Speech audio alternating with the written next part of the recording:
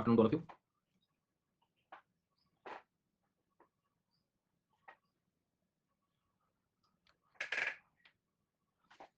आवाज आ रही है?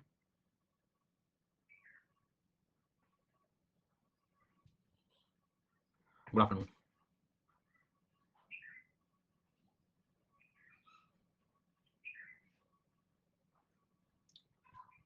जरा सब लोग आ जाए फिर शुरू करते हैं।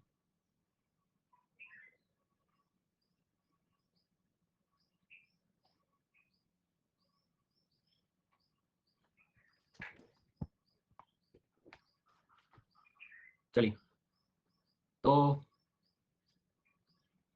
कल क्या पढ़ा था हमने ह्यूमन ज्योग्राफी में? कल की क्लास में क्या पढ़ा था हमने? ट्राइब्स हमारी होंगी नॉर्थ ईस्ट वाली। ठीक है, ओके।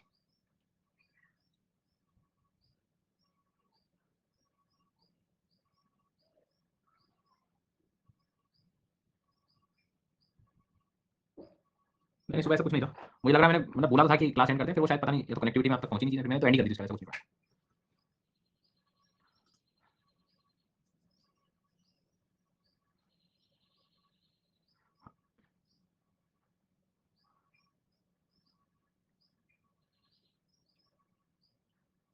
चलो, तो नहीं तो क्लास एंड होने का वो भी नहीं आएगा कि क्लास एंड हुई करके।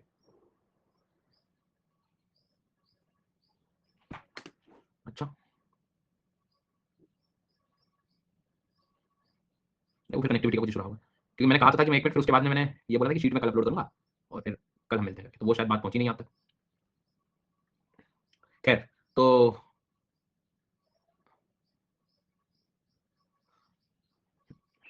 कल हम लोग न्यूक्लियर पावर प्लांट पढ़ चुके थे, कल या परसों पढ़ा था? परसों पढ़ा था हम लोग। कल तो हम नॉर्थ ईस्ट के ट्राइब्स कवर कर रहे थे। चलो आज थोड़ा एग्रीकल्चर के बारे में पढ़ते हैं, काम की चीज़ें। जी सर। तो एग्रीकल्चर में जो हमें कवर करना है, पहले तो थोड़ा सा जो है ध्यान दे लो आप लोग, नहीं तो कुछ अलग ही परेशान। कौन है एकदम जो जिन्होंने तैयारी शुरू करी है अभी? वो थोड़ा भूल जाओ जरा, फिर आराम से पूछूंगा मैं। हाँ, देखो ये जो टॉपिक है ना एग्रीकल्चर, ये बड़ा डाइवर्स टॉपिक है। ये तुमको ज्योग्राफी में भी मिलेगा और इकोनॉमी में भी मिलेगा, क्योंकि आफ्टर ऑल ये भी एक इकोनॉमिक एक्टिविटी है। ठीक है, तो जो आपका पेपर 3 है, जीएस पेपर 3, उसमें भी आपको देखने को मिलता है। तो ये मुनासर वगैरह भी चीज़ें कुछ कवर कराते हैं। मेरे अंडर जो चीज़ मैं कवर कराता हूँ, वो कराता हूँ ग्रीन रेवोल्यूशन हो गया। ठीक है, उसके बाद में सॉइल वगैरह वाले चैप्टर जो हैं।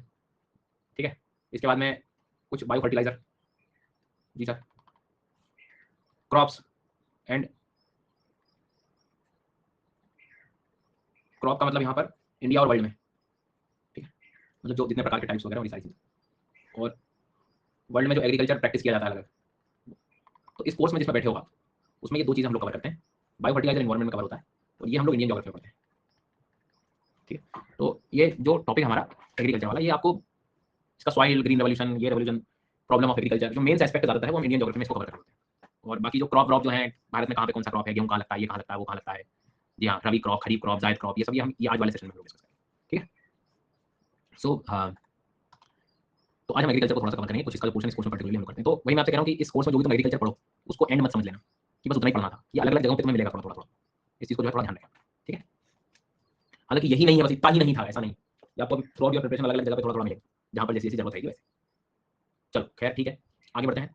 अभी आजकल रात को 9 बजे सेशन किसके चल रहे हैं? किसी के चल रहे हैं 9 बजे क्लास? सिद्धार्थ सर की शाम को चले, और सुबह किसकी चल रही है क्लास? 7:30 से 9:30 किसकी चल रही है? कल हमारे में सोच रहा हूँ 2 सेशन लेना है।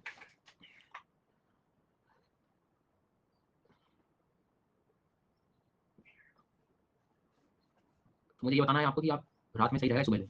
3 से 5 तो रहेगी रहेगी, कल मुझे एक एक्स्ट्रा सेशन कल लेना है। एक्चुअली 13 को पहले क्लास लेके जाने वाला था मैं बेंगलोर, मतलब कल परसों में कोर्स एंड कर देता, फिर मुझे मॉर्निंग ही जाना पड़ा कुछ कारण से। तो मैं चाह रहा हूँ एक दिन क्यों ही उसको खींचूं मैं, एंड ही करते हैं प्रॉपर, तो आप लोग भी फ्री हो जाओ। सुबह ले लूँ 7:30 से 9:30? इवनिंग? इवनिंग में कब? 6 से 8? तो अब जो है मुझे अपने बताना पड़ेगा, है ना। चलो ठीक है, अभी तो पढ़ते हैं फिलहाल, जो भी होगा मैं बता दूंगा।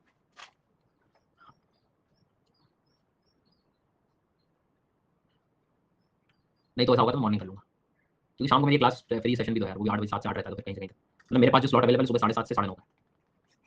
इस बीच यदि आप लोग हाँ करते हैं तो अच्छी बात है, नहीं करते हैं तो भी अच्छी बात है। सेशन तो मेरा जो है इस टाइम सोच रहा हूँ, अरे एक दिन, कल का एक सेशन, एक दिन की बात कर रहा हूँ, 9 ईयर्स चल रहा है उसमें। मतलब मैं नेसेसरी आपको आपका टाइम वेस्ट नहीं कराना चाहता, 2 दिन फिर वो डिले चला जाएगा, तो एक सेशन के लिए आपसे कुछ नहीं। हाँ, इकोनॉमी वन का फिजिकल का नहीं। चलो तो मैं बताऊंगा जैसा भी होगा, अभी क्लास के एंड में चर्चा करेंगे। एग्रीकल्चर में मैं अभी सबसे पहले आज की क्लास में आज की हमारी क्लास 2 हिस्सों में डिवाइडेड है। सबसे पहले हम लोग ये बात करेंगे कि दुनिया में, वर्ल्ड में एग्रीकल्चर को कितने तरीकों से देखा जा सकता है। ये जो एक प्राइमरी एक्टिविटी है, प्राथमिक ये जो एक्टिविटी एग्रीकल्चर, ये अलग-अलग जगह पे अलग-अलग रूप है। देखो समझो क्यों? तुम बहुत बेसिक तरीके से समझो कि भारत में जो सॉइल है, इंडिया में जो सॉइल है, जो मिट्टी है, जो क्लाइमेट है इंडिया में, जो जलवायु है, तुम्हें क्या लगता है पूरे वर्ल्ड में एक जैसी है क्या? ये तो मुश्किल है, वर्ल्ड में क्यों रहेगी? और जो बच्चे सुबह की फिजिकल ज्योग्राफी आजकल देख रहे हैं, उन्हें तो पता ही है कि सर सनलाइट पूरी जगह एक जैसा तो अवेलेबल है नहीं। ना सनलाइट अवेलेबल होगा, उसके हिसाब से रेनफॉल चेंज होगा, रेनफॉल चेंज होगा तो ऑफ कोर्स एग्रीकल्चर के पैटर्न चेंज हो सकते हैं।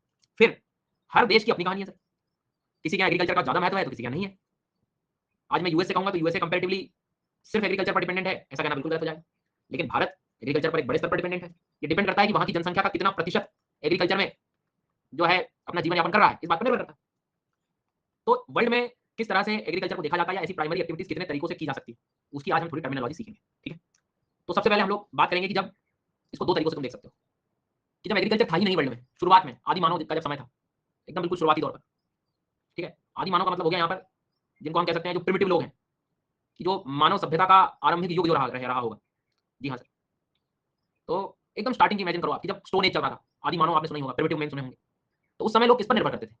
या तो स्टोन एज चल रहा था, जीव जंतु का शिकार किया, जीवन यापन कर लिया, या मान लीजिए कि हंटिंग कर ली, गैदरिंग कर ली, पता है बारिश में दिक्कत होगी तो इकट्ठा कर लिया, गैदरिंग कर ली फूड की, कंदमूल खा रहे होते थे लोग, है ना? एकदम स्टार्टिंग की बात करें हम लोग तो शुरुआत में जो प्रैक्टिस हुआ करती थी, प्राइमरी खेती वगैरह तो थी नहीं, हंटिंग एंड गैदरिंग चल रही होती थी। Hunting and gathering, hunting and gathering का मतलब क्या हुआ यहाँ पर? आखेट एवं भोजन संग्रह, शिकार करना, उसे हम आखेट भी कहते हैं। आखेट एवं भोजन संग्रह, नाम से समझ में आ रहा है, संग्रह करना, किसी चीज को इकट्ठा करना। संग्रह क्यों किया जाता है? चींटियों को आपने देखा होगा इकट्ठा कर रहे हैं, क्योंकि पता है सीजन के अकॉर्डिंग कई बार उतना शिकार नहीं कर पाते लोग, भोजन इकट्ठा नहीं कर पाते, बारिश वगैरह में प्रॉब्लम हो सकती है, उस समय स्टॉक करके रख लो। तो ये सारी चीजें जब एग्रीकल्चर नहीं था उसके पहले की कहानी थी। उसमें जो अपनी बेसिक नीड्स हैं लोग प्लांट्स, एनिमल, फॉरेस्ट वहां से पूरी कर लेते थे।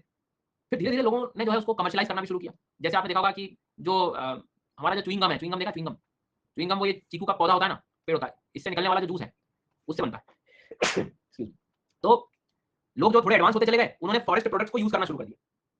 फॉरेस्ट प्रोडक्ट्स को यूज़ करना शुरू कर दिया मतलब थोड़ा कमर्शियलाइज़ यूज़ करना, तो एक उसका एडवांस लेवल हो गया। अब इसको कुछ लोग ये सोचते हैं कि आज वर्ल्ड में हंटिंग गैदरिंग अब हो ही नहीं रही, ये तो वो पुराना मानव करता था। पर हम लोग गलत हैं अभी भी। आज भी दुनिया में ऐसे क्षेत्र हैं, जहाँ पर ट्राइब्स रह रही हैं, जहाँ पर कोई डेवलपमेंट नहीं हुआ है। ऐसा क्यों नहीं हुआ? नहीं हुआ है। अब बोले सर क्यों नहीं? रीज़न बहुत सारे हो सकते हैं। वहाँ की सॉइल, वहाँ का क्लाइमेट, जी हाँ, एक तरह से आप कह सकते हो कि वहाँ की जितनी भी आस-पास की ज्योग्राफिकल कंडीशंस है, वहाँ की साक्षरता। तो आज भी आप इक्वेटर के क्षेत्रों में जाओगे ना, इक्वेटोरियल रीजन में, बहुत तेज़ बारिश होती है, आंधी-तूफान सब चल रहा होगा, रोज़ बारिश हो रही है यहाँ पे, बहुत घने वन हैं, तो यहाँ डेवलपमेंट जैसी कोई चीज़ नहीं है। पोलर एरियाज़ में चले जाओ, बहुत सारे ऐसे ट्राइब यहाँ लोग ऐसे हार्श क्लाइमेटिक कंडीशन में सामान्य आदमी तो वैसे भी नहीं रह सकता और सामान्य आदमी को चाहिए पूरी व्यवस्था, वो यहाँ रहता नहीं है। तो यहाँ जो रह रहे हैं वो आज भी ट्राइब्स हैं, कुछ बहुत ही पुराने तौर तरीके पे रहने वाले लोग हैं। तो जो इस तरह की अभी भी प्राइमरी एक्टिविटीज़ में इन्वॉल्व हैं, उनको आप क्या कहोगे कि भाई वो हंटिंग गैदरिंग की स्थिति बनी हुई है। तो ये चीज़ हमारे पास्ट में भी थी और आज भी यदि एग्जिस्ट करती है तो भारत के मतलब वर्ल्ड के कुछ ऐसे क्षेत्र हैं, जहाँ हार्श क्लाइमेटिक कंडीशंस हैं, जहाँ पर डेवलपमेंट नहीं पहुँचा है अभी तक। तो ऐसी कुछ ट्राइबल रीजन्स हैं जहाँ पर आज भी ये हंटिंग गैदरिंग, प्लांट्स, एनिमल से अपना जो भी जीवन यापन है उनकी मदद से कर रहे हैं। बहुत रेयर एरिया है। लेकिन सबसे बेसिक प्राइमरी एक्टिविटी आज भी कोई हो सकती है तो ये है। इसको थोड़ा हिस्टोरिकली देखें हम तो बहुत पुरानी बात है। अच्छा लेकिन बहुत सारे लोगों को ना समझ आ चुका था कि ऐसे हम लोग शिकार करते चले गए, आखेट करते चले गए, तो एक टाइम तो ऐसा आएगा कि जीव-जंतु ही खत्म हो जाएँगे। शिकार करोगे किसका? मान लो किसी क्षेत्र में लिमिटेड जीव-जंतु हैं और हम लोग उनका खा-खा के जनसंख्या बढ़ रही है। तो ये चीज़ उनको एहसास हो चुकी थी। तब कॉन्सेप्ट शुरू होता है सर पैस्टोरलिज्म का। ध्यान से समझना ये कीवर्ड ही है जो मैं आपको इतना परेशान कर रहा हूँ ये पढ़ा रहा हूँ। ये न्यूज़पेपर यहाँ-वहाँ कंटेंट में, लिखने में, उसके बाद कॉन्सेप्ट आता है पैस्टोरलिज्म का। अब ये पैस्टोरलिज्म सर क्या होता है? हिंदी में बहुत अच्छे से समझ में आएगा हमें पशुचारण। कितनी जल्दी समझ आ गया एकदम। हिंदी में समझ आएगा पशुचारण। अब समझो इसको, लॉजिक समझो। पहले आपने क्या किया? पहले हमने पशुओं का शिकार करना शुरू किया, उससे जीवन यापन चल रहा है, सब चीज़ हो गई। लेकिन लोगों को लगा कि यार जो हंटिंग है दैट वाज़ अनसस्टेनेबल। उतनी धारणीय नहीं है वो, उतनी टिकाऊ नहीं है सर। तो फिर हमने क्या करा उनको पालने लगे हम, पालतू पशु वाला कॉन्सेप्ट आ गया। मतलब अब देखो, पहले हम उनकी हंटिंग कर रहे थे और हंटिंग करने के बाद उनका भक्षण कर लिया। पर बाद में समझ आया प्रॉब्लम आ रही है, तो उनको हमने पालना शुरू कर दिया। पालने से क्या होगा? अब मान लीजिए कि दुधारू पशु हैं फॉर एग्जांपल जो दूध दे सकते हैं, तो उनको पालेंगे तो उनसे हमें दूध वगैरह की प्राप्ति डेयरी प्रोडक्ट्स मिल रहे हैं। पर क्या वो हवा सूंघ कर दूध दे देंगे क्या? उन्हें खाना भी तो चाहिए ना। तो एक नई एक्टिविटी शुरू हुई दैट इज़ पैस्टोरलिज्म, पशुचारण, नोमैडिक हर्डिंग। ध्यान रखना ये कीवर्ड बहुत काम का है। नोमैडिक हर्डिंग, नोमैड कौन होते हैं? जो घूमते रहते हैं, बंजारे, घुमंतू। क्योंकि सही बात है, पशुओं को एक स्थान से दूसरे स्थान पे तो ले जाना ही पड़ेगा घास के लिए, क्योंकि बिना उसके कैसे काम होगा? तो हिंदी में जिसे हम कहते हैं चलवासी पशुचारण, चलवासी पशुचारण। भाई आपने पशुओं को पालना शुरू कर दिया, अब उनको भोजन चाहिए, आप जहाँ रह रहे हो सकता है वहाँ घास ना हो, फिर या हो सकता है वहाँ पर सीज़न अभी ना हो घास का, सूख गया हो घास गर्मियों में, फिर अब तो हमें क्या बनना पड़ेगा? चलवासी बनना पड़ेगा, नोमैड्स बनना पड़ेगा। नोमैड मतलब जो जा सकता है एक स्थान से दूसरे स्थान तक। तो फिर एक नई एक्टिविटी शुरू हो गई कि लोग एक स्थान से दूसरे स्थान पर जाने लगे विथ देयर लाइवस्टॉक। लाइवस्टॉक का मतलब जो जितने भी पशु हैं, उनको लेके चलने लगे। Availability of pastures and water, जहाँ भी घास के मैदान थे, वहाँ पर ट्रैवल करना शुरू कर दिया। माइग्रेशन की तरह आप कह सकते हो, लेकिन वापस भी आते रहते नहीं कि चले ही गए। एग्जांपल देता हूँ मैं आपको, उदाहरण के तौर पे, ये वर्ल्ड मैप देखो आप, अफ्रीका का ये क्षेत्र पूरा कनेक्टेड है एशिया से। तो हुआ क्या कि जब गर्मी पड़ती थी तो ये लोग अपने पशुओं को ले जाकर हायर लैटिट्यूड में चले जाते थे, ऊपर चले जाते थे। ये ठंडे क्षेत्र होते थे, यहाँ पर खाया 1 2 3 4 5 महीने रहे। अब जब ठंड ज़्यादा बढ़ जाती थी तो ये धीरे से नीचे आ जाते थे, वापस यहाँ आ गए। तो देखो ना, एक स्थान से दूसरे स्थान, पशुचारण समझ में आ गया, जलवासी पशुचारण, नोमैडिक हर्डिंग समझ आ गया, नोमैड्स नोमैड्स, पेस्टोरलिज्म समझ में आ गया, पशुचारण। गुड। ऐसी प्रोसेस को, एक स्थान से दूसरे स्थान पर जाने की प्रोसेस को कहते हैं हम लोग ट्रांस ह्यूमेंस। इसे हम लोग क्या बोलते हैं? ट्रांस ह्यूमेंस बोला जाता है। तो आज के बाद तुम्हें कभी भी ये शब्द समझ आ जाए या कभी भी ये शब्द कहीं मिले तो ध्यान रखना कि जहां पर एक स्थान से दूसरे स्थान पर जाने वाली जो कहानी, उसे हम कहते हैं ट्रांस ह्यूमेंस। तो सर ये तो जो है अच्छी चीज है, कोई दिक्कत नहीं, हम सब समझ गए जो है। लेकिन एक चीज आप इस चीज को समझिए कि नॉर्मली इस बात को आप समझना कि आज के टाइम पे पॉसिबल है क्या सर, एक स्थान से दूसरे स्थान पर जाना? क्यों? याद करो, ये वो है Syria, Israel, Jordan, Iran Iraq वाली जगह है ये। तो जैसे जैसे पॉलिटिकल एस्पेक्ट शुरू हो गए, दुनिया में लड़ाइयां शुरू हो गई, बॉर्डर्स डिसाइड होने लगी, और बेचारे ये जो है किसी पर्टिकुलर एक ही जगह पे रुक गए। तो बहुत ही कम अब ये प्रैक्टिस होने लगी, पहले काफी बड़ी मात्रा में हुआ करती। लेकिन आज भी भारत जैसे देश में, कुछ ऐसे देशों में, कुछ ट्राइब्स हैं, गुज्जर, बकरवाल, गद्दीस, हिमालय के रीजन में, उनमें ये प्रैक्टिस देखी जाती है। तो सर क्या वो लद्दाख छोड़ के चले जाते हैं? नहीं। आप याद करो, यहाँ कौन सा माउंटेन है? हिमालय। हिमालय पर्वत की खास बात क्या है, या किसी पर्वत की खास बात क्या होती है? जितना ऊपर जाते हो टेम्परेचर कम हो जाता है। तो गर्मियों में जब समर आएगा तो हम जानवरों को लेकर कहाँ चले जाते हैं? बोले यहाँ चले जाते हैं। और जब ठंड ज्यादा बढ़ती है विंटर सीजन में, तो नीचे आ जाते हैं। तो ये भी तो हो गया टेम्परेचर के हिसाब से ऊपर नीचे जाना, समर विंटर के हिसाब से। पशुपालन अभी भी हो रहा है, लेकिन जो पहले स्तर था वो धीरे धीरे क्या हो गया, कम हो गया। तो एटलीस्ट अपने को ये पता होना चाहिए कि नोमैडिक हर्डिंग क्या होती है। ये भी एक प्राइमरी एक्टिविटी है। इसमें कोई कमर्शियलाइजेशन जैसी बात है क्या? व्यापार जैसी कोई बातें कर रहा है? ये सब सब्सिस्टेंस है, निर्वाह चल रहा है। ये सब निर्वाह की कहानी है, खुद का जीवन निर्वाह चल रहा है। एग्जैक्टली। तो इस बात को जो है थोड़ा सा ध्यान रखना है कि जो पशुचारण होता है, इनमें क्या बोला, पहले सब कुछ कहानी थी, लेकिन अब जो हुआ क्या कि नए चरगाहों की खोज में पशुचारक समतल भागों में, पर्वतीय क्षेत्र में लंबी दूरियां तय कर लेते हैं। गर्मियों में मैदानी भाग से पर्वतीय की ओर से, शीत पर्वतीय भाग से ऊपर ऊपर ऊपर। ये जो ऋतु प्रवास, जैसे ट्रांस ह्यूमंस को हिंदी में हम क्या कहेंगे? ऋतु प्रवास। और जल्दी समझ में आ जाएगा, ऋतुओं के अकॉर्डिंग प्रवास करना, एक स्थान से दूसरे स्थान पे जाना। लेकिन फिर क्या हुआ, अब ये सब घट गई है, क्योंकि क्षेत्र जो है वो एक्चुअल में कम हो गया, राजनीतिक सीमाएं बन गई। अभी अपने देखा पॉलिटिकल बाउंड्रीज बन गई, देश देश से लड़ रहे हैं, तो इनका तो कौन ध्यान रखने वाला? हो गया काम, ये चीजें धीरे धीरे कम हो गई। आप ग्रोथ को समझो कि पहले कहां थे? हंटिंग गैदरिंग में चल रहा, फिर इनको समझ आया भैया इनका पशुपालन करना पड़ेगा, पशुपालन एक स्थान से दूसरे स्थान पर ले जाना शुरू कर दिया, और बाद में ये चीज भी जो है गड़बड़ हो गई। तो अब फिर पिक्चर चेंज हो गई। अब आ गई नई बात, that is commercial life stock rearing. ठीक है, तीसरा नंबर की चीज क्या आ गई? Commercial life stock rearing. शांति से सोचो क्या लिखा है, कमर्शियल, वाणिज्य पशुधन पालन। फील करो शब्द को, जल्दी समझ में आ जाएगा। वाणिज्य पशुधन पालन। अब तुम सोचो कि तुम एक स्थान से दूसरे स्थान पर तो जा नहीं पा रहे हो, तो लोगों ने क्या करा? पालना शुरू कर दिया। और क्या किया इन्होंने? सबसे बढ़िया तरीका, इन्होंने बढ़िया से अच्छे बड़े बड़े खेत बनाना शुरू कर दिए, है ना, लैंड पूरा इकट्ठा जमीन। इनको ये लोग कहने लगे रेंचेस। ठीक है, रेंचेस बोलने लगे। क्या बोलने लगे? रेंचेस। इसमें क्या लगाने लगे? घास। ठीक है, इनको खिलाओ यहीं पर, जितने भी कैटल्स वगैरह हैं, एनिमल्स हैं, उनको यही खिलाओ, बढ़िया से कहीं मत ले जाओ, यही खिलाओ, यही पानी की व्यवस्था करो उनके रेंचेस में, ग्राउंड में। ठीक है, वहीं खाएंगे, सब करेंगे। फिर इन्हीं की ब्रीडिंग वगैरह कर लो, उनकी जनसंख्या वहीं बढ़ा लो, और उन्हीं का व्यापार कर लो, क्योंकि जो डेयरी इंडस्ट्रीज है उनको तो गाय की जरूरत है, उनको तो जो भी दुधारू पशु है उनकी जरूरत है। तो यहाँ से नया काम शुरू हो गया। देखो ना, मानव को, ह्यूमन, आप जब हिस्ट्री देखते हो एक्टिविटीज में, इकोनॉमिक एक्टिविटीज में, तो आप ये बात देखोगे कि हर बार कुछ समस्या आती गई है और हर समस्या का एक समाधान निकालती भी गई है। सर्वाइव तो कर ही रहे हैं कहीं ना कहीं। तो अब कमर्शियल लाइफ स्टॉक क्लियरिंग आ गई। ये थोड़ा सा ऑर्गेनाइज्ड और कैपिटल इंटेंसिव है। New Zealand, Australia, Argentina, Uruguay, USA, ऐसे वो देश है जहां पर ये, तो रेंच शब्द क्या होता है? बहुत बड़ा खेत होता है जहां पे ये जीव जंतुओं को रख दिया जाता है, वहीं पालन होता है उनका, पशुपालन। तो commercial life stock rearing world में वहीं हो पाएगी ना जहां बहुत जगह खाली होगी। भारत में इतनी जगह खाली है क्या? आदमी कहेगा हमें रहने दो भैया, पहले तो इतने घास के मैदान मिलेंगे क्या? नहीं। तो घास के मैदान बड़े बड़े साउथ अमेरिका में खाली जगह है, अफ्रीका के कुछ क्षेत्र में, ऑस्ट्रेलिया में, ये ऊपर यहाँ कोई नहीं रह रहा, इधर नॉर्थ अमेरिका, यहाँ पर बड़े बड़े रेंचेस बनते हैं, खेत बनते हैं, और फिर वहां पे जो है जीव जंतु पालन करके और उनका कमर्शियलाइजेशन, वाणिज्य के उसमें इनको दिखाया जाता है। तो ये देखो क्या पढ़ रहे हैं इसमें हम लोग, देखो कि चलवासी पशुचारण की अपेक्षा वाणिज्य पशुधन पालन अधिक व्यवस्थित और पूंजी प्रधान है। काफी ऑर्गेनाइज है, क्योंकि ज्यादा इसमें बिल्कुल सारा सब सिस्टम बना हुआ है, एक ही जगह पे है, सब कहीं इधर जाना नहीं है आपको। इसमें क्या होता है? जो फार्म होते हैं, जो रेंचेस हैं, रेंचेस को फार्म भी कह सकते हो, बड़े क्षेत्र में फैले होते हैं, उसमें आपको नॉर्मली चराई वगैरह के लिए पूरी व्यवस्था कर दी जाती है, और फिर बस पशुओं की संख्या भी जो है बढ़ जाती है वहां पर, ब्रीडिंग वगैरह करके, भेड़, बकरी, गाय, बैल, घोड़े सब करके। अब इनकी इंडस्ट्री, मान लीजिए फॉर एग्जाम्पल डेयरी प्रोडक्ट्स बनाना है, मीट इंडस्ट्री है, ये बहुत सारे उद्योग चल रहे हैं बाहर, इन सब में इनका इस्तेमाल हो जाता है, तो ये बेच देते हैं, तो कमर्शियलाइज हो गया, तो वाणिज्य हो गया। पैटर्न समझ आ रहा है? तो प्राइमरी एक्टिविटी सिर्फ खेती करना ही नहीं है, और क्या क्या एक्टिविटीज हो रही है वर्ल्ड में वो भी पता होना चाहिए। वो तो क्या है, हम भारत जैसे देश में इतनी जगह में ही रह रहे हैं, दुनिया का भी तो आइडिया होना चाहिए। अब जैसे कि हमारे यहाँ तो जनसंख्या इतनी है, तो ये सारी चीजें कई बार उतनी पॉसिबल नहीं हो पाती, बट और भी जगह तो फिर ये लोग कर ही रहे हैं। रेंच शब्द समझ आ गया? तो हमने टोटल अभी 3 मेजर टर्मिनोलॉजी सीखी है। एग्जाम में कोई तुमसे डेफिनेशन नहीं पूछ रहा, बट सब टॉपिक थोड़ा सा दिमाग में शब्दावलियों के बारे में थोड़ा पता होना चाहिए। हंटिंग गैदरिंग, पेस्टोरलिज्म पशुचारण, नोमैडिक हंटिंग चलवासी पशुचारण, कमर्शियल लाइफ स्टॉक रियरिंग, वाणिज्य रूप से जो हम लोग पशुपालन वगैरह कर रहे हैं, जी सर, उससे रिलेटेड बात हो रही है। तो ये एक्टिविटी समझ आ गई सबको? कोई दिक्कत यहाँ तक? सिंपल है, इतना कोई रॉकेट साइंस नहीं है, बट कभी पढ़ते नहीं है तो चीजें पता नहीं लगता। वाणिज्य पशु धन पालन। अच्छा, और क्या होगा इसके अलावा? और क्या हो सकता है? फिर एक होता है डेयरी फार्मिंग। डेयरी फार्मिंग और इसका एडवांस रूप हो गया। डेयरी फार्मिंग में क्या कर रहे हैं हम लोग? डेयरी फार्मिंग में भैया सीधी सी कहानी है कि एक प्रॉपर ऑर्गेनाइज्ड सेक्टर हो गया। जो दुधारू पशु हैं उनका हम लोग मिल्क प्रोडक्ट्स वगैरह जो है बना के, और फिर इंडस्ट्री में बेच के, मतलब जो लोकल कंजम्पशन है वहां पर बेच देते हैं। तो जितने भी दुधारू पशु हैं उनका दूध निकाल के वहां पर उनके लिए शेड्स बनाए जाते हैं, उनके लिए भोजन की पाउडर की व्यवस्था करते हैं, फीडिंग, मिल्किंग, और फिर बस आसपास का जो मार्केट है वहां फ्रेश मिल्क, डेयरी प्रोडक्ट्स की जरूरत होती है, चीज चाहिए गाय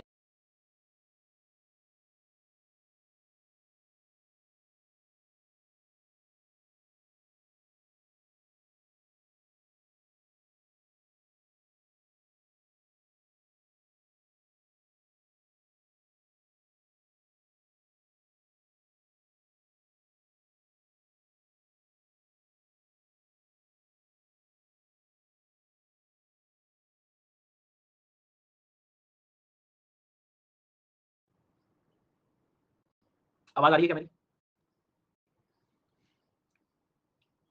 हाँ, पता नहीं कोई इंटरनेट कनेक्टिविटी का इशू है, ये लोग किसी का सुधारने में किसी का बंद कर देते हैं। तो मैंने दूसरा चालू किया है, देखो ये पता नहीं चलेगा। हाँ, तो हम क्या कह रहे थे, हम बात कर रहे थे कि अभी तक जो हो रहा था वो क्या हो रहा था कि पशुओं को आप बेच रहे थे, ठीक है। अब पशुओं को बेचने का काम नहीं, एक काम ऐसा भी हो सकता है कि उनको वहां पर रहने की सुविधा, उनके फॉडर की भी सुविधा, और साथ ही साथ उनका जो है दूध और अदर जो मिल्क प्रोडक्ट्स हैं वो हम लोग नियर बाय मार्केट पे बेच रहे हैं। तो वो डेयरी फार्मिंग हो गई, डेयरी उद्योग हो गया, डेयरी। तो ये एक तरीका हो गया। तो ऐसी 4 चीजें आपको समझ में आ गई, बेसिक जो एक्टिविटीज हो सकती है। सबसे पहले क्या, आज भी दुनिया के ऐसे क्षेत्र हैं जहाँ हंटिंग गैदरिंग होती है। फिर कुछ जगह ऐसे हैं जहाँ पेस्टोरलिज्म है, जहाँ पशुओं का पालन हो रहा है, ठीक है। नोमैडिक हर्डिंग जिसे कहते हैं, उसमें एक जो प्रैक्टिस स्पेशली ऋतु प्रवास से ट्रांसह्यूमेंस की एक वर्ड है, तो वो दोनों एक जैसी है। तीसरी जो चीज मैंने बताई कि यहाँ पर कमर्शियल लाइफ स्टॉक, यानी कि पशुओं को फिर हम कमर्शियलाइज करने लगे, वाणिज्यिक रूप से जो है पशुधन को संभाल के बेचना शुरू। चौथे नंबर पे बेचने के बजाय हमने उनका मिल्क प्रोडक्ट वगैरह जो है वो डेयरी प्रोडक्ट्स, तो डेयरी फार्म हो गया, ठीक है। ये 4 अलग अलग एक्टिविटीज हमने देखी, जो डायरेक्ट संबंध खेती बाड़ी का नहीं है ना, ये प्राइमरी एक्टिविटीज हम कहते हैं। अच्छा, लोग और क्या कर रहे होंगे? अच्छा, कुछ लोग कोई बच्चा ट्रक फार्मिंग वगैरह कह रहा था, तो थोड़ा रुकना होगा उसके लिए, हम करेंगे उसको, हाँ। ये सब प्राथमिक हो गई, ये इंडस्ट्रियलाइज तो ये इंडस्ट्रियल एक्टिविटी है और आईटी उद्योग आ गया बोले इसमें, थोड़ा सा प्राइमरी साइड, ठीक है। यहाँ तक कोई दिक्कत किसी को? हाँ, नाउ द नेक्स्ट वन। अब आती बात एग्रीकल्चर की, कृषि। तो कृषि में भी 2 तरह की कहानी है, कॉन्सेप्ट को समझेंगे। जरा एक मिनट रुको, मेरे को लगता है नेट चालू हो गया, नहीं पता नहीं क्या क्या कर रहे हैं। आवाज आ रही है? हाँ। अब मैं आपको 2 केस देता हूँ, सिनेरियो 1 ए और बी, ठीक है। ए वाली जगह पे let's assume 100 acres of land है, ठीक है। 100 बहुत बड़ा होता है ये क्षेत्र, गांव खरीद सकता है आदमी, 100 एकड़ मतलब काफी व्यवस्था होती है। हाँ,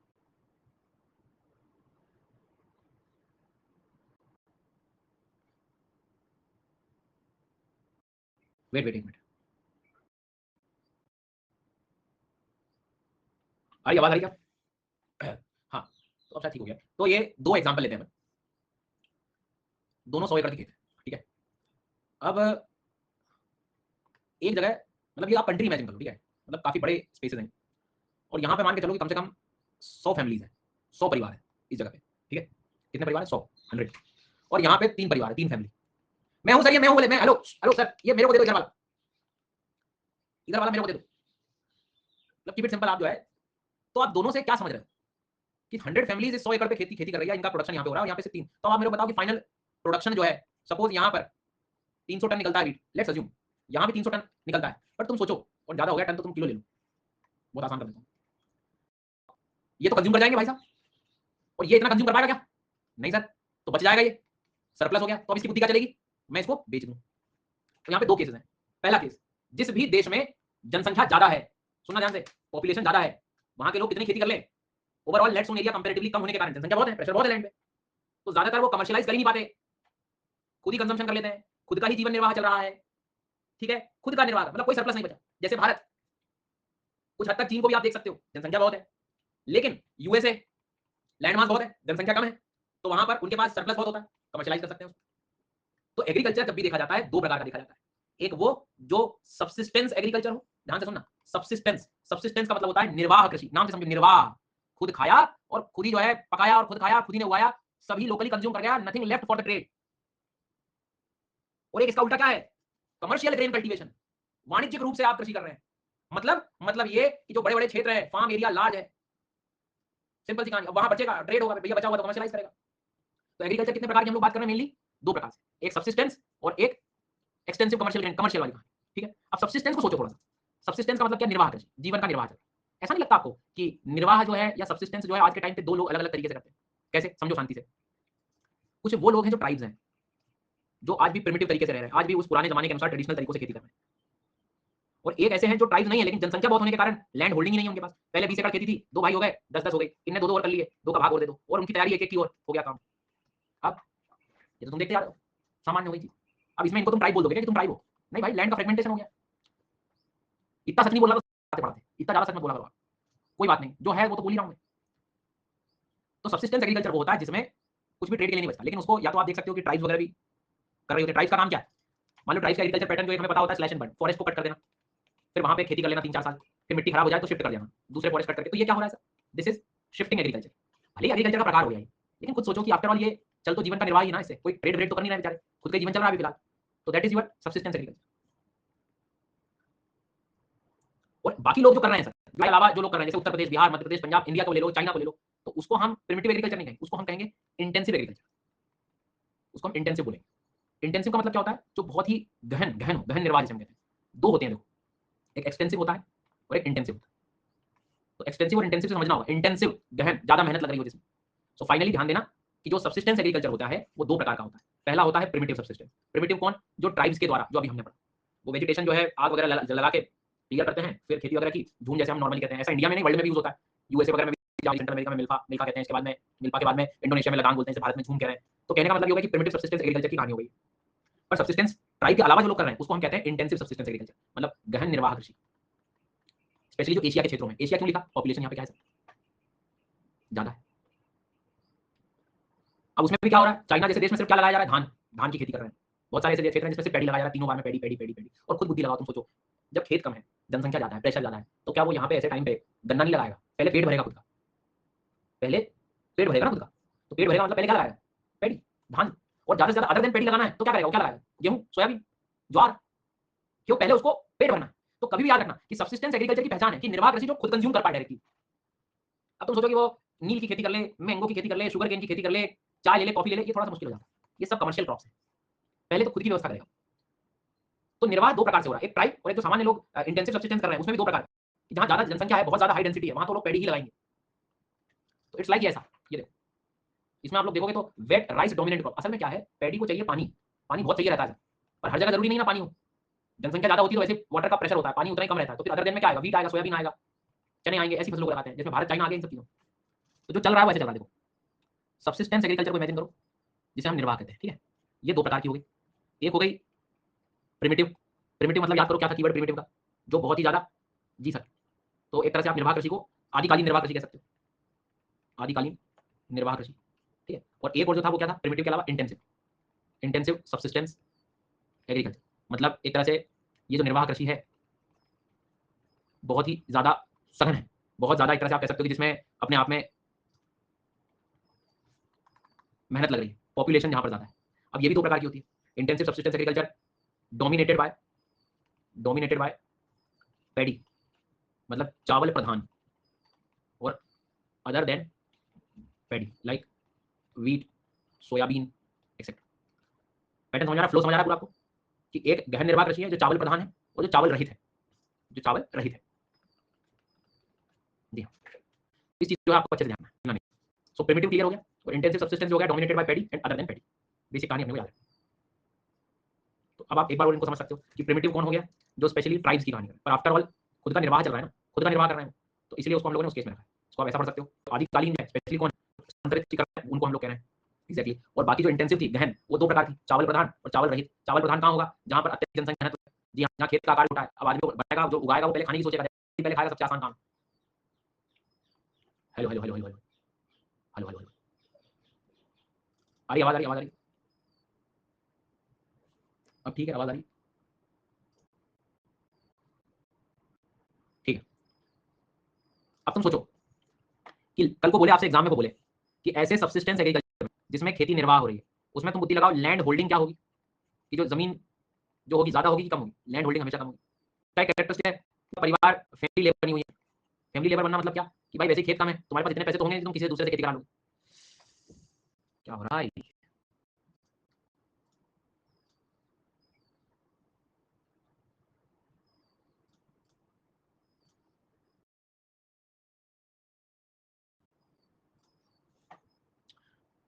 अब ठीक होगा शायद, देखो। चलो चलो कोई बात नहीं, वापस आ जाओ, वापस आ जाओ, वापस आ जाओ। आवाज आ रही है? आवाज आ रही है? Hello hello hello hello. हाँ, तो वो आप खुद सोचो तुम कि ऐसे सब्सिस्टेंस एग्रीकल्चर में जहां सिर्फ खाने को काम चल रहा है, ऐसे टाइम पे लैंड होल्डिंग, जमीन की जो स्थिति है वो ज्यादा होगी कि कम होगी? लैंड होल्डिंग कंपैरेटिवली कम होगी सर। दूसरी बात, पूरा जो परिवार है, फैमिली जो है वो क्या बनी होगी सर इसमें? लेबर। फैमिली लेबर का मतलब ये है कि क्या उनके पास इतने पैसे होंगे कि दूसरों से काम करा ले? खुद सोचो। नहीं सर, खुद ही कर रहे हैं काम, खुद ही एंटायरली फैमिली। तीसरी इंपॉर्टेंट बात इसमें, ये इनपुट, ये जो है इनपुट इंटेंसिव होगा। What is the meaning of input intensive? Input intensive का मतलब यहां पर ध्यान से समझना कि आपको खुद सोचो, नॉर्मली आप लोग ऑब्जर्व करना कि मशीनरी जो है, ट्रैक्टर वगैरह जो है, मशीनरी कंपेरेटिवली क्या होगी? कम आप यूज करोगे। ऐसे तो हो नहीं तुम कि 1 एकड़ का खेत है और 10 लाख का ट्रैक्टर ले आया। जी हाँ, गाने वाने चल रहे हैं पीछे। तो खुद सोचो कि सब्सिस्टेंस एग्रीकल्चर में मशीनरी जो है अक्सर लिमिटेड देखने को मिलेगी। मतलब मैनुअल जो लेबर है उनकी जो हम कहानी कह सकते हैं। मतलब आप ये कह सकते हो कि छोटी सी जगह में ये लोग उत्पादन खूब निकाल लेंगे अपने लिए, बट जो लेबर ने अपनी मेहनत करी है उसकी क्या प्रोडक्टिविटी निकल आएगी क्या? खुद सोचो उतने में उसकी जितनी मेहनत लग रही है उसका उतना पैसा मिल रहा है क्या उसको? नहीं सर। तो यदि वो एग्जाम में पूछा गया उसने कि there are some following characteristics, पहला कैरेक्टरिस्टिक सरप्लस जो है, मतलब जो बचा हुआ आपको अनाज वगैरह देखोगे वो कंपैरेटिवली कम है। दूसरी चीज वो आपसे बोलेगा कि पूरा परिवार जो है वो लेबर बना हुआ है सर, इसमें फैमिली लेबर है। तीसरी इंपॉर्टेंट बात वो इसमें कह सकता है कि मशीनरी का उपयोग जो है वो कंपैरेटिवली कम है। चौथा, इसमें लेबर की जो प्रोडक्टिविटी है, उत्पादकता है किसकी? श्रम की उत्पादकता देखोगे तो कंपैरेटिवली कम है सर, मशीनरी लिमिटेड है। और ये कहां मिलेगा? जहां जनसंख्या की डेंसिटी क्या है? बहुत ज्यादा, घनत्व बहुत ज्यादा, अत्यधिक जनसंख्या। लैंड होल्डिंग भी क्या होगी सर? कम होगी।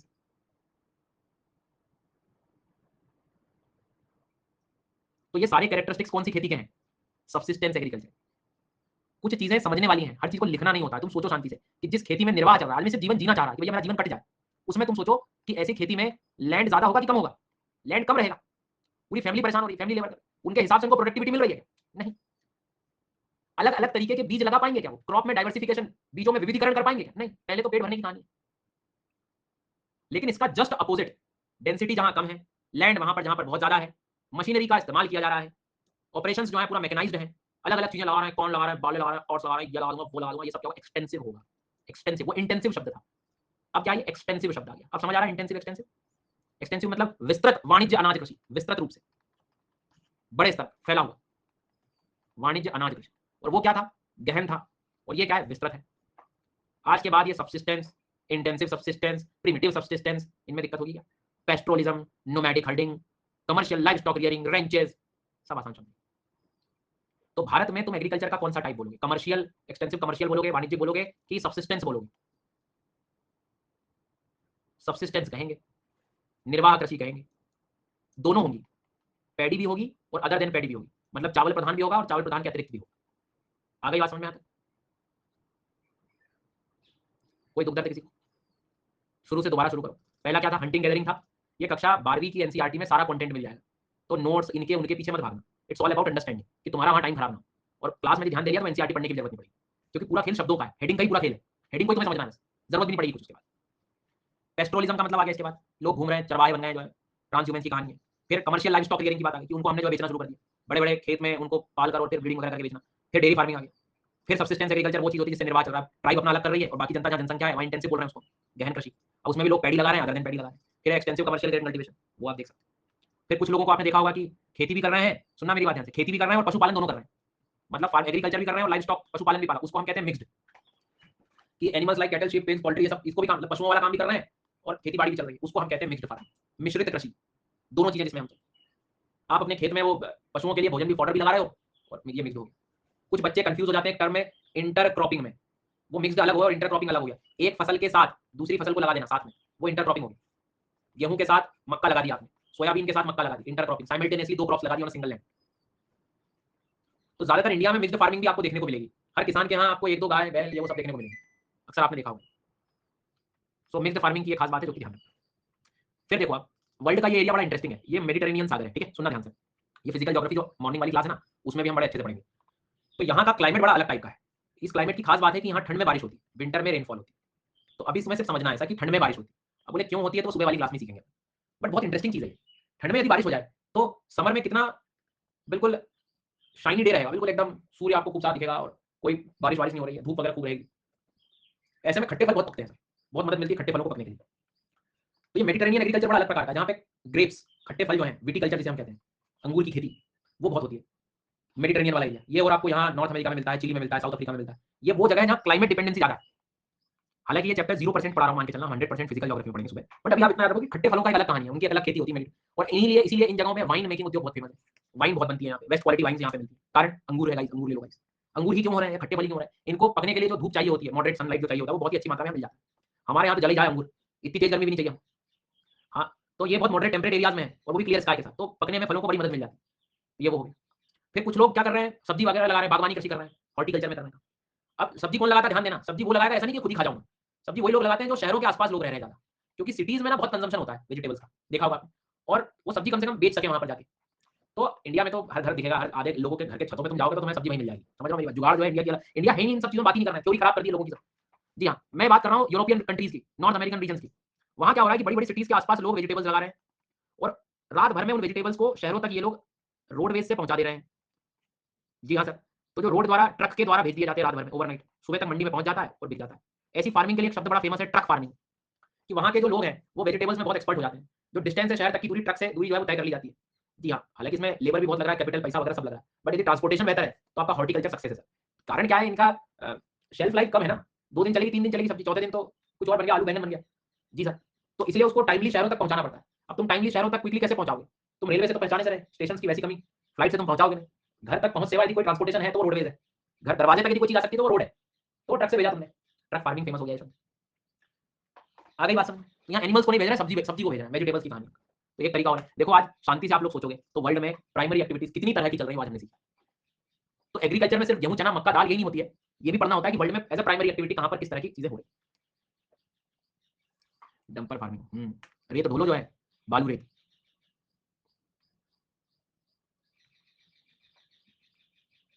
भैया ये इन्वायरमेंट डीएम में हालांकि हर कोर्स में बोलना पड़ता है, एक आध आ ही जाता है पूछने, अगस्त सितंबर में आया। अब मैं जैसे आपसे वो कह रहा था, क्या कहते हैं, कमर्शियल ग्रेन कल्टीवेशन, सब्सिस्टेंस का अपोजिट। देखो ना कहाँ प्रसिद्ध है, नॉर्थ अमेरिका, इन जगहों पे, यूक्रेन वगैरह में जनसंख्या कम है, जगह बहुत है तो वहाँ कर पा रहे हैं। नहीं तो बाकी जगह तुम, चाइना में तुम्हें दिखाई दे रही है एक्सपेंसिव कमर्शियल, जनसंख्या कम है, जो हमें रहने के लिए जगह है, भैया ले गए जमीन पूरी हमारी, है ही नहीं जो है, बताइए। तो वैसे हाल हो रखे हैं। इसीलिए इनको ब्रेड बास्केट, ओहो, रोटी की डलिया यूक्रेन को बोला जाता था, अब तो युद्ध में व्यस्त है बेचारा, ये ग्रेनरीज ऑफ द वर्ल्ड, ओहो। तो यहाँ तक कोई दिक्कत तो नहीं। फिर अब क्या होता है कि क्रॉप में अलग लड़ाई होती है। जब हम हमारे भारत में फसल पढ़ने बैठते हैं तो अलग लड़ाइयाँ चल रही हैं। खरीफ नहीं आता सर समझ में मेरे को, रबी समझ नहीं आता, समर नहीं आता।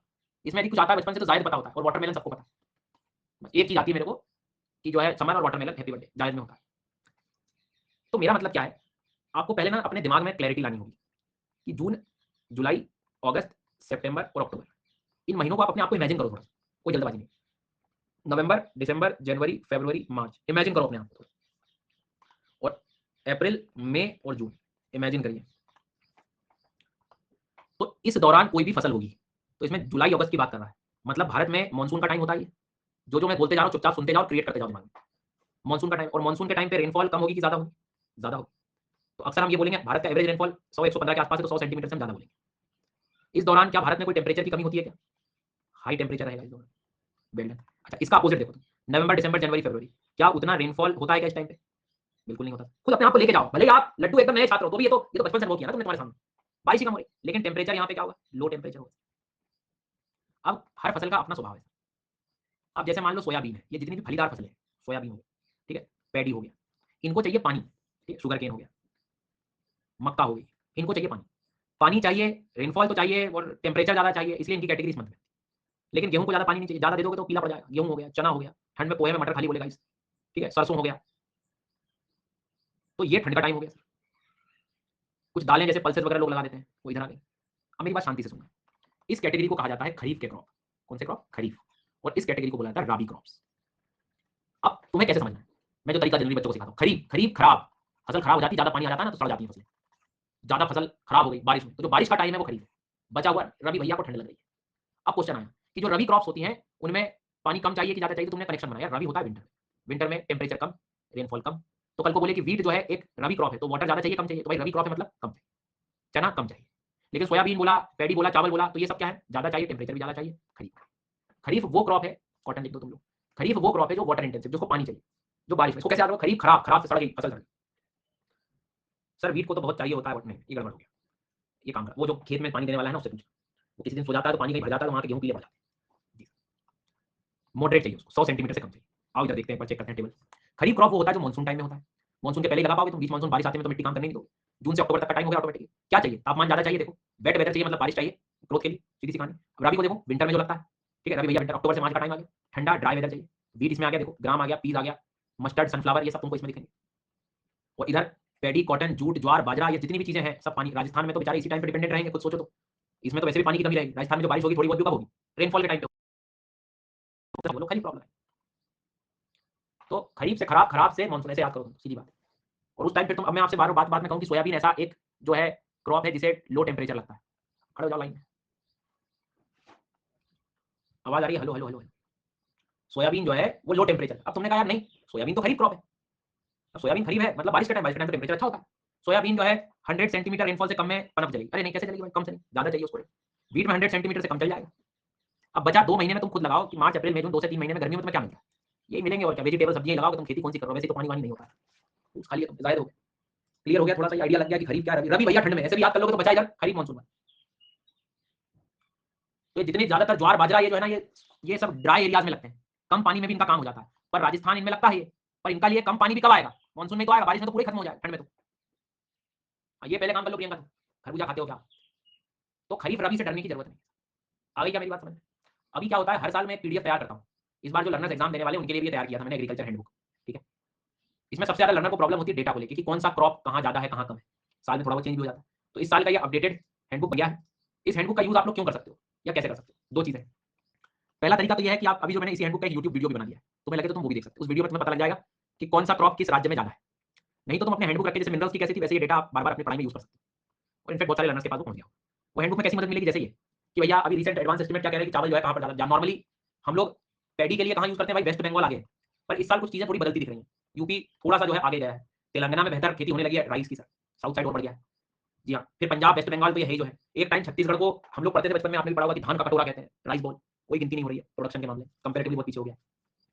तो अरे अभी भी बोलते हैं प्रभु जी अब नाराज हो गए आप तो यार, ऐसे थोड़ी होता है, ऐसे नाराज हो गए तो बताओ। अब प्रोडक्शन की लाइन कह रहा हूँ कि प्रोडक्शन में जो है थोड़ा सा जो है ध्यान रखना कि कंपैरेटिवली हाँ, ये डेटा किस साइड का है, सर सुदर्शन सर की साइड का तो नहीं, जुगाड़ वाली बेटा, ये बिल्कुल सरकारी मसाला जो नहीं कहते, गवर्नमेंट वेबसाइट। इसलिए मैंने कुछ बच्चों के लिए पहले लिख देता हूँ कि लाए कहां से हो। तो unified portal for agriculture statistics, India yearbook, directorate of pulses development, ministry of agriculture and farmer welfare, department of agriculture and farmer welfare, economics and statistics division, newspaper और पीआईबी गाइस। या तो तुम इनको विजिट कर लो या थोड़ा सा आनंद लेकर डायरेक्ट पढ़ लो। उपज पोर्टल पे तुम्हें काफी कुछ मिल जाएगा, बट क्यों ही मेहनत करोगे तो ये पढ़ो बढ़िया से और समय बचाओ अपना। जैसे वीट में तो तुम्हें बचपन में ही पता है, वीट में कौन आगे होता है, यूपी, उत्तर प्रदेश, मध्य प्रदेश, ये दो राज्य बहुत आगे। वीट को गर्मी में लगाओगे ठंड में लगाओगे, क्यों? अब सर छोड़ो बाकी की बातें, पहले हैंडबुक दो। हैंडबुक चाहिए, अब दे दो। हैंडबुक चाहिए, कहाँ मिलेगा हैंडबुक, लाओ अभी लाओ। रुको देखता हूँ मैं कुछ करता हूँ।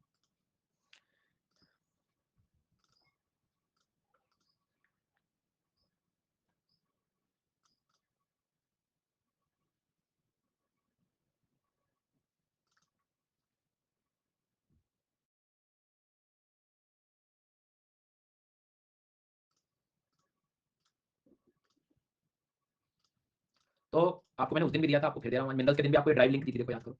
उसको जब आप ओपन करोगे ना तो उसमें मिनरल्स के साथ ये वाली हैंडबुक भी आपको मिल जाएगी, है ना? अभी जाके देखो, भरोसा नहीं है मुझे, भरोसा नहीं है। देखा तुम, जहाँ पे बैठा हूँ इंतजार कर रहा हूँ। नहीं देखा तुमने है कि नहीं?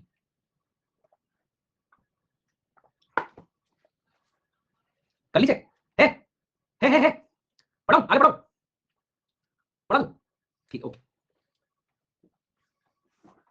नहीं एक बार डिलीट नहीं करनी मैं, एक बार देखो डिलीट अभी हटा दूंगी मैं चुपके से।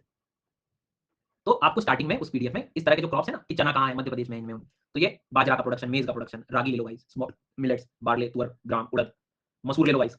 तो शुगर केन में तुम्हें पता है कौन है, क्यों?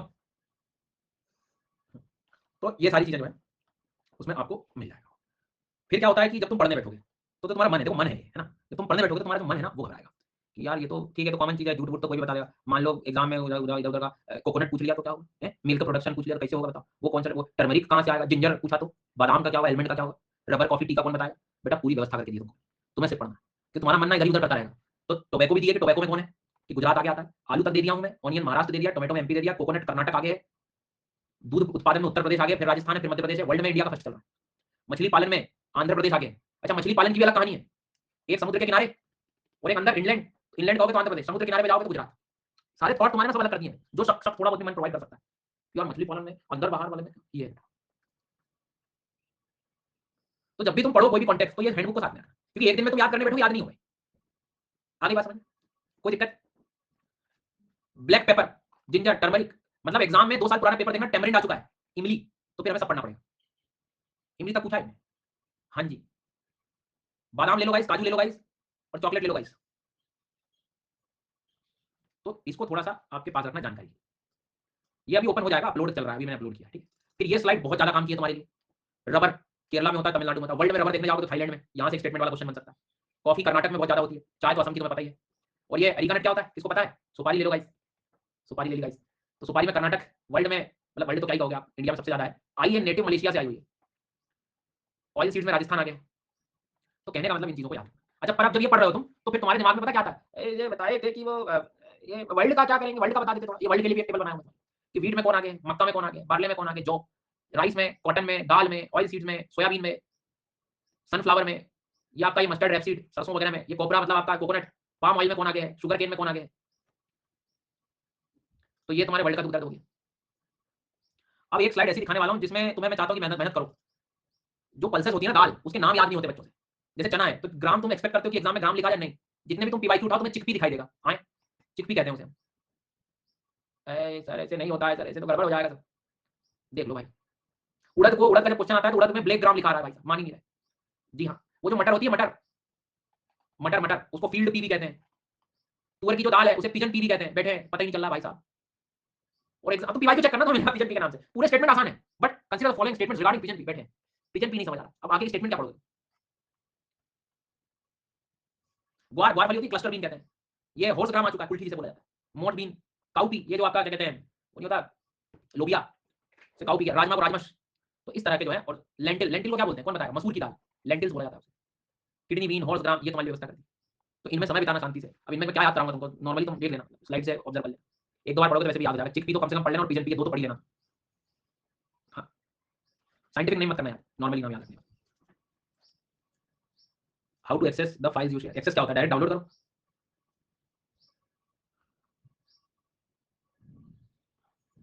अच्छा, कई बार हम ऑयल सीड्स बोलते रहते हैं ना, तेल वाला, तिलहन।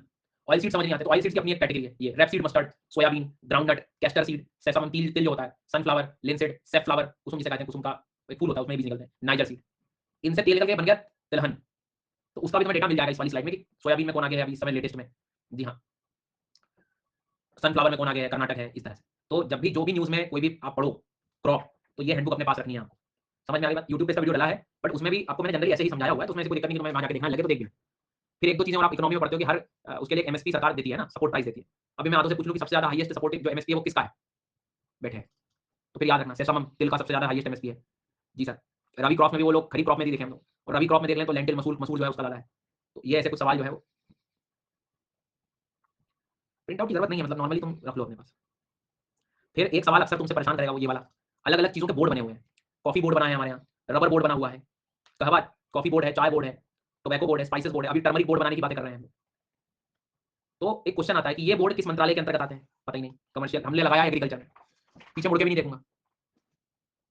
जी हाँ, तो मिनिस्ट्री ऑफ कमर्शियल और ये कॉमर्स एंड इंडस्ट्री उसके अंतर्गत आता है। स्टेट पीसीएस दे रहे हो तो इनके हेडक्वार्टर पढ़ के जाओ कि किसके हेडक्वार्टर कहाँ पे है। जी हाँ, इसका जो है थोड़ा सा ध्यान रखना। अगर अटेम्प्ट कर दिया तो जनरल से देने पड़ेंगे। जहां तक मुझे लग रहा है कि आपकी प्रोफाइल बनी होगी ना वहाँ पे, आपने सबसे पहले प्रोफाइल बनाई होगी, तो वो जनरल के बाकी यदि आप नेक्स्ट टाइम मेरे हिसाब से प्रूफ दे पा रहे हो तो भी बेहतर है। अपनी उसको चेक कर लेना एक बार। 4 दिन है एग्जाम में, इतना कैसे याद करें। तो ये क्लास मैं अगले साल वालों के लिए पढ़ा रहा हूँ, 2025 और 26 वालों के लिए पढ़ा रहा हूँ। आपके लिए तो मैंने 10-15 दिन पहले दे दिया था डेटा।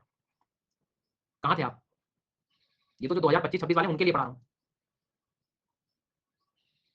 ये उनके लिए है नहीं जो इस बार एग्जाम दे रहे हैं, उनके लिए तो पहले पढ़ा चुका हूँ। ये समझ में आ गया आपका बोर्ड की ministry of commerce and industry के अंदर। अब कुछ बच्चों को लड्डू लगेगा यार यहाँ जाते ना ना, प्रॉब्लम है। ये horticulture board, coconut development board और बी बोर्ड, ये एग्रीकल्चर में आते हैं। हाँ हाँ, तो वहां से पूछ सकता है इनमें से कौन सी मिनिस्ट्री में है।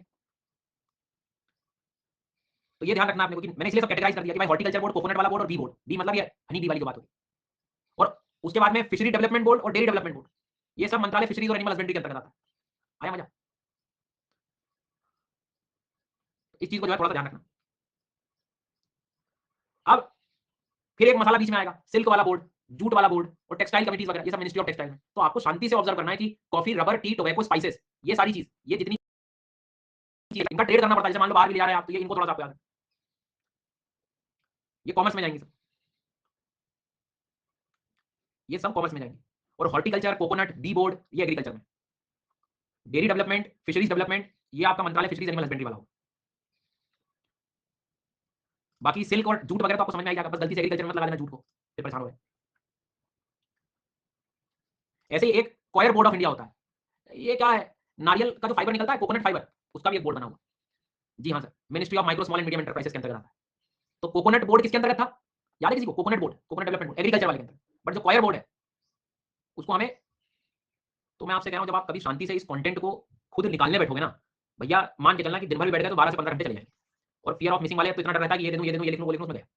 तो इससे अच्छा जब भी जो टॉपिक पढ़ो, आपको मैंने पूरा पीडीएफ एक बार एनालिसिस करा दिया, तो तुम्हें आइडिया लग गया कि क्या-क्या है इस पीडीएफ में। तो आपको ये मदद मिल जाएगी। आगे बात समझ। फिर हमारे पास हमें मालूम है कि हम लोग क्या करते हैं, प्रोडक्ट्स को एक्सपोर्ट भी करते हैं, एग्रीकल्चर प्रोडक्ट्स करते हैं कि नहीं करते हैं? एक्सपोर्ट क्यों करेंगे? भाई पैसा जनरेट करना है, रेवेन्यू सरप्लस। तो उसके लिए भी हमारे पास एक संस्था है, एपेडा बोलते हैं जिसे हम, agriculture and processed food products export authority. अब ये जो है, इसका मेनली जो काम है, वो काम क्या है कि जितने प्रोडक्ट्स हैं, उनका सब हिसाब किताब रखना, उनके अंतर्गत रेगुलेशन वगैरह सब आता है। अब इसमें प्रॉब्लम ये है कि बहुत इंटरेस्टिंग सवाल आता है इसमें कि कौन से प्रोडक्ट्स हैं जो इसके द्वारा मॉनिटर नहीं किए जाते। जैसे अभी हमने पढ़ा tobacco, coffee, T, spices, rubber, वही प्रोडक्ट्स ये नहीं करेंगे क्योंकि इनके खुद के क्या बने हुए हैं, बोर्ड्स बने हुए हैं। तो इनको छोड़ के बाकी जो प्रोडक्ट्स हैं, बाकी जैसे एग्जांपल सर देते थे, जैसे बासमती राइस है, ठीक है, व्हीट है, मक्का है, ग्राउंडनट है, पल्सेस हैं, तो वो जब जाती हैं कहाँ-कहाँ देशों में जा रही हैं, बांग्लादेश में जा रही है, हम लोग बासमती राइस सऊदी अरब भेजते हैं। तो ये सारा डेटा या ये सारा निगरानी जो रखता है वो एपेडा रखता है। कोई जीआई टैग का प्रमोशन कराना है, दे रहा है, जीआई टैग की कहानी है, कहीं एक्सपोर्ट करना है, जैसे ये दशहरी मैंगो उत्तर प्रदेश का है, जरदालू मैंगो बिहार का है। जी सर, तो ऐसे मैंगोज वगैरह का भी अभी कहाँ-कहाँ जाते हैं, कौन ध्यान देगा, तो ये वो अथॉरिटी। आ गई बात समझ में यहाँ तक? तो इन सब चीज़ों को जो है ध्यान रखना, ये वैसे भी संस्था तुमको आए दिन न्यूज़पेपर में वैसे भी मिलती है। अब जब लेकिन जब भी तुम न्यूज़पेपर पढ़ोगे, आपको चीज़ें समझ में आएँगी। तो ये पीडीएफ जो डेटा वाली है, मैंने आपको बनाकर दे दिया है, इसको रखना। अब इसमें क्या होगा, आपका मन जो है वो क्या बहाना बनाएगा बताता हूँ मैं। मन जो बहाना है बनाएगा, मुझे तो 2025-26 में देना है। बोलो हाँ, देना है कि नहीं देना? तो ये तो सर आप साल में अपडेट करते हैं, अगले साल अपडेट करेंगे तो अपडेट वाला पड़ेगा ना, अभी वाला पढ़ के क्या करेंगे? फिर में पढ़ेंगे हम तो। देख लो सर, क्योंकि अब मन तुम्हारा बहाना बनाएगा। पर तुम्हें ये नहीं समझ आ रहा है कि इसमें से मुश्किल से 5 या 10% चीज़ें बदलती होंगी, वो भी 5 भी नहीं बदलती। जो प्रोडक्शन जिस स्टेट में जनरली वही सेम रहता है, ज़्यादा बड़े स्तर पे चेंज नहीं होता है। बोर्ड तो वही रहेंगे, हेडक्वार्टर तो वही रहेगा, उनकी मिनिस्ट्री तो वही रहेगी। अब जब चेंज भी होगा, तो वो तो क्विकली तुम उसको ऑब्जर्व कर सकते हो, पर तुमने तो पढ़ा ही नहीं शुरू से, तो तुम क्या एक्सपेक्टेशन रखते हो आखिर? फिर पता क्या होगा, फिर मैं कमेंट करूँगा। ऐसे क्वेश्चन नहीं मिलेंगे एग्जाम में, नहीं आते, क्योंकि तुम्हें पूरा साल भर इन्हीं चीज़ों में व्यस्त रहा कमेंट करने में।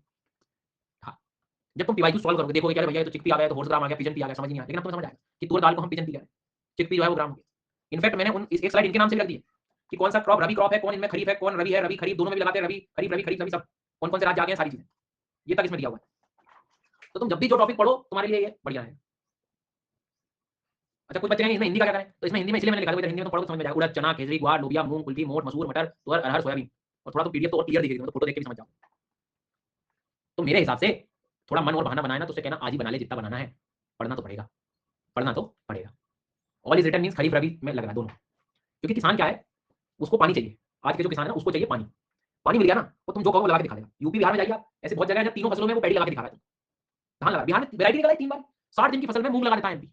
अभी मूंग में देखना तुम राजस्थान एमपी आगे मिलेगा तुम्हें। एक बार मैं भी चेक कर लेता हूँ, बबूल में बैंगन तो नहीं लगा रहा हूँ, मूंग देखना पड़ेगा कहाँ है। हाँ, पहले मूंग देख तो लो, मैं फिर बताऊंगा तुम। तो तुम कहे राजस्थान एमपी है ही नहीं सर, मूंग में झूठ बोल रहे हो। लिस्ट में चेक करना, कहीं मूंग मिले तो मुझे भी बताना। मूंग बीन, ठीक है, और मूंग बीन जो है राजस्थान एमपी, ये देखो। अब इसमें जो है आधो का सपना पूरा नहीं हो पाया, कोई बात नहीं। तो राजस्थान और एमपी जो है, हमें ये कह रहा था कि एमपी को कई बार आपने सुना होगा सोया स्टेट है ना? कई बार सुना होगा सोया स्टेट है। पर प्रॉब्लम इसके साथ ये हुई है कि पिछले 6-7 सालों से मैं आपको बताता हूँ, सोयाबीन जो है वो खरीफ क्रॉप है, मतलब बारिश वाली क्रॉप लगा देते हैं ये लोग किसान। और प्रॉब्लम ये हो जाता है कि जब इसका हार्वेस्टिंग टाइम आता है, उस टाइम मॉनसून के पैटर्न इतने चेंज हो रहे हैं पिछले 5-6 साल से कि हार्वेस्टिंग टाइम पे इतनी हैवी बारिश होती है कि उनकी पूरी फसल खराब है। ऐसे बहुत सारे किसान हैं जिन्होंने 6-6, 7-7 सालों से सोयाबीन देखी ही नहीं है। नहीं तो एक टाइम पे भयंकर सोयाबीन होती थी। अब इतनी बारिश की मतलब वो फसल पकने वाली रहती है हार्वेस्टिंग टाइम पे, तो उसकी जो पीस होती है, जो उसकी जो फली होती है, उसका लेग्यूम है, उसी में वो क्रॉप दोबारा रीग्रो कर जाता है, इतनी बारिश हो जाती है। अब बोले तो इन्हें नया तरकीब निकाली क्या? मार्च में व्हीट कट हो जाता है, गेहूं गया, हार्वेस्ट हो गया। अब मार्च, अप्रैल, मई और जून 60 से 65 दिनों में मूंग तैयार हो जाता है, 70 दिनों में ज़्यादा से ज़्यादा। इन्होंने पानी को जो है ट्यूबवेल करवाए और मूंग लगाना शुरू, और मूंग आज 60,000 से ज़्यादा एमएसपी पे बैठा हुआ है। मूंग मूंग प्रोडक्शन करते हैं और सोयाबीन नहीं लगाते। खेत बोले रेस्ट ले रहा है, पत्ते खेल रहा है बारिश में, प्लेइंग कार्ड चल रहा है, क्योंकि उनका काम हो चुका है 6 महीने, 2 महीने गर्मी में मेहनत करते हैं बढ़िया। बाकी लोगों को फायदा ये हो रहा है कि गांव में 2 से 3 डिग्री टेंपरेचर और कम हो गया गर्मियों में, क्योंकि मूंग की फसल में बारिश बारिश पानी देते रहते हैं ये लोग, गांव और थोड़े ठंडे हो गए। 3 से 4 बार पानी देना पड़ता है गर्मी में। कहने का मतलब ये है कि क्रॉपिंग पैटर्न चेंज भी हो सकते हैं। व्यक्ति जो है अब सरकार तो फिर वो प्रोडक्शन तो काउंट करेगी ना, ऐसा थोड़ी कि खरीफ क्रॉप तक नहीं, हमने खरीफ में क्यों नहीं हुआ, हम तो काउंट नहीं करेंगे। इसलिए मैंने यहाँ पे कुछ आपको के प्लस आर दोनों चीजें लिखी कि ये दोनों जगह जगह जगह पे अलग अलग जगहों पे लगा दिया, सिचुएशनल है भाई। अब तुम मेरे को बताओ कि कल की क्लास तुम 7:30 बजे सुबह ले पाओगे? मेरे को कल सेशन चाहिए 2, ह्यूमन एंड इकोनॉमिक ज्योग्राफी के, क्योंकि मुझे अभी पढ़ाना है रोडवेज वाटरवेज वगैरह पढ़ाऊंगा, और उसके बाद में मतलब कल सुबह 7:30 बजे आप आते हैं, तो मैं सोच रहा हूँ कि कल आपको मॉर्निंग में मतलब एक सेशन मेरा population plus migration plus settlement, एक सेशन ये है, और दूसरा सेशन है पोर्ट्स, रोडवेज और वाटरवेज, बस एक और दो सेशन। अब मैं दावा तो तुम्हें करके दे रहा हूँ, लेकिन प्रॉब्लम ये है कि सुबह 7:30 बजे सेशन आएगा भी कि नहीं ये भी देखना पड़ेगा। उस टाइम पे इस बैच की कोई दूसरी क्लास होगी तो वो शिफ्ट नहीं, तो मैं पहले कोशिश मॉर्निंग की करूँगा, नहीं तो मैं इवनिंग की करूँगा, और नहीं हो पाया ये तो फिर कल तो हमारा नॉर्मल सेशन जो है वो 3 बजे वाला वो तो हो गई होगा, फिर मैं 14 को ले लूँगा, एक दिन छोड़ के ले लूँगा नॉर्मल टाइम। तो हम क्या करें सर, आपको आज सोने से पहले एक बार क्लास जरूर चेक करके सोना कि कितने बजे, क्योंकि कल सुबह यदि हो गई तो वो छूट ना जाए। शाम को होगी तो कल 3 बजे वाली क्लास में तो मैं बता ही दूंगा आप लोगों को। इसलिए आज सोने से पहले एक बार चेक जरूर कर लेना, जब भी होगी मैं उसको शिफ्ट करूंगा। एक दिन कर लो यार मैनेज, और कोई बच्चा नहीं ले पा रहा है तो फिर वो वाली क्लास रिकॉर्डिंग देख लेना। 3 बजे वाली तो ले लेना, दोनों का कोई कनेक्शन नहीं है कि एक छूट भी जाएगी तो दूसरी नहीं बनेगी, दोनों अलग अलग सेपरेट। और यदि मान लो 6 बजे हुआ, 6:30 बजे हुआ, अर्ली मॉर्निंग 7 बजे हुआ, तो प्लीज बी प्रिपेयर, थोड़ा मेरे को टाइम चेक कराना पड़ेगा कि कब सेट हो रही हो, तो थोड़ा देख लेना। 6 सवा 6 बजे अर्ली मॉर्निंग हुई तो मैं कोशिश कर लूंगा, पता नहीं आप लोग उठते हो कि नहीं, लेकिन उठ जाना चाहिए। अरे मेरा मानना यह है कि अभी टाइम से मैं कंप्लीट करा दूं, फिर वो आप लोग भी दूसरे कोर्सेज वगैरह शुरू कर दोगे, कम से कम एक स्लॉट खाली हो जाएगा आपके लिए, ऐसा कुछ। चलो थैंक यू, आज की सेवा यहीं तक है।